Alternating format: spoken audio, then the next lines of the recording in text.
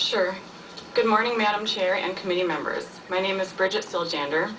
I'm a personal care attendant, PCA, the president of the Direct Support Professional Association of Minnesota, DSPAM, and the mother of a child who has cerebral palsy. I hold a bachelor's degree in psychology, summa cum laude, from the University of Minnesota. DSPAM is opposed to a number of the governor's recommended budget cuts to disability services and PCA services. My comments today will focus on the proposed changes to the PCA program. I am the face and the voice of one of thousands of PCAs in Minnesota. You probably won't see many of our faces or hear many of our voices because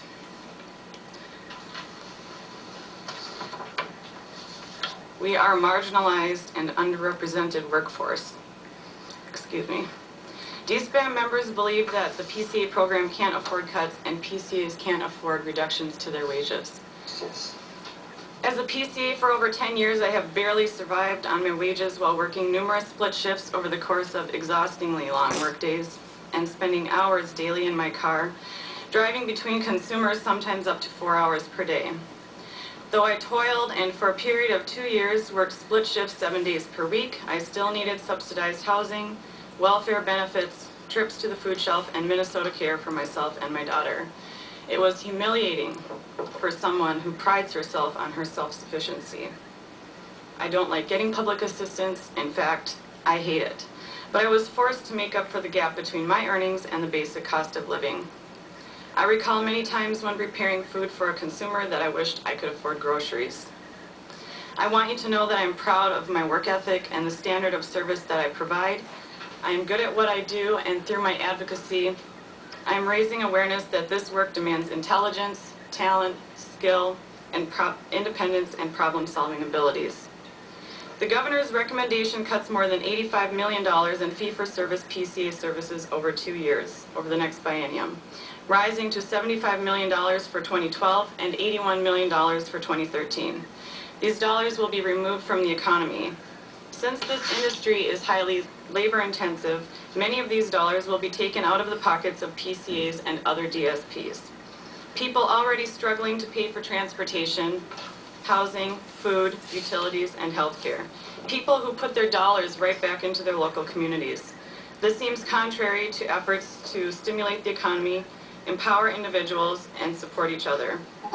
DSPAM opposes the governor's recommendation to eliminate eligibility for Minnesota Care, GAMC hospital only, and transitional Minnesota care for adults without children. Because DSPs are low-wage workers, are more likely to take advantage of Medicaid-funded health care, and already lack access to affordable health care, this recommendation would further compound this problem. PCAs may provide health care services as a part of their job duties, yet they themselves are largely denied access. DSPAM opposes limiting the number of hours per month a PCA can work to 310 hours. This limitation will take away wages from PCAs who are already providing services in community and home-based settings. This limitation would mean that consumers would be forced to recruit additional staff. DSPAM does support the governor's recommendation requiring PCA staff to be trained on working with people with disabilities, infection control, mandated reporting, role of the PCA, basic transfers and lifting, changes in condition, and HIPAA. DSPAM supports requiring standardized training for agency owners and PCA staff, but DSPAM does not support additional training requirements without increases in wages.